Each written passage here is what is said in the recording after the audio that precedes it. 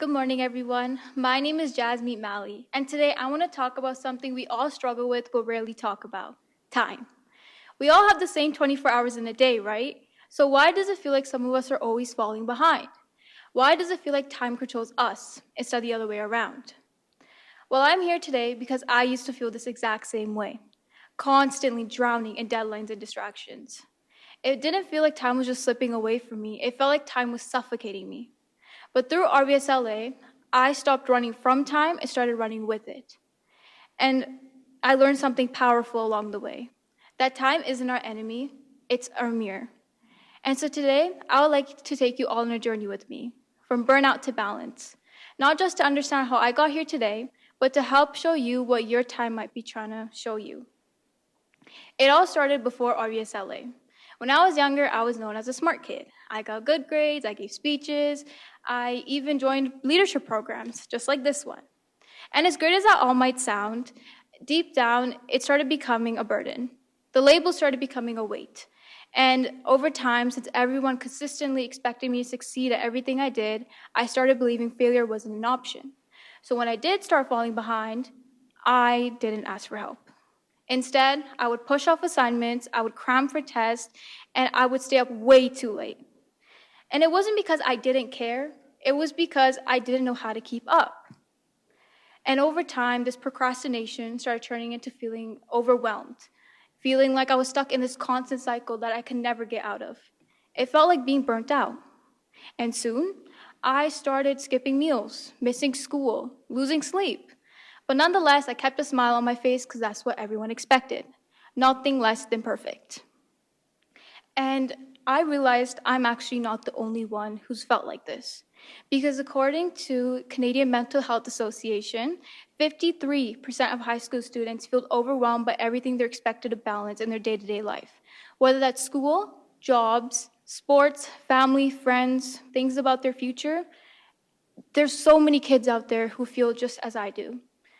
And so everything changed when I joined RVSLA, because at first I didn't think a leadership program would help me manage my time. Because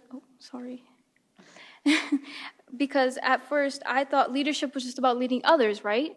Wrong. Leadership starts with self-leadership. And through RVSLA, I learned this during a workshop called Stephen Covey's Big Rocks activity. If you haven't done it before, let me explain. You're given a jar, some big rocks, pebbles, and sand. The jar in the situation represents your life, and the sand represents all the little distractions: the scrolling on social media, the overthinking, the busy work. If you pour in the sand first, there's no space left for the big rocks, the things that you prioritize, the things you're going to value. But if you put your big rocks in first, the sand still fits around it. It's the same space, different results. And that's when I realized that my jar is full of sand. All those hours lost to mindless distractions, all the energy I spent trying to look like I had it together, even though I was slowly losing myself in the process. But after the workshop, everything started to click. I wasn't just hearing the advice anymore, I was living it. Because this was my turning point. I started rebuilding, not just my schedule, but my mindset. I made lists based on values, not just tasks, and I made space for the hard work and rest. And no, I'm not perfect now, and I still get tired and I still have busy weeks, but now I don't feel like I'm drowning anymore. I've learned to say no to the things that drain me, and I've learned to say yes to myself. I don't wake up dreading the day anymore.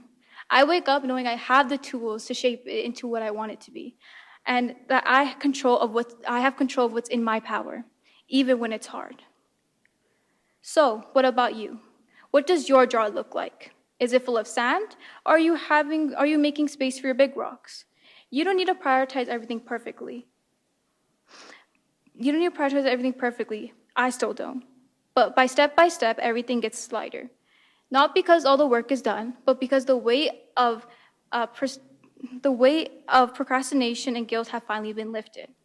So, I'll leave you with this. Time isn't the thing stealing your peace. It's the mirror reflecting your choices.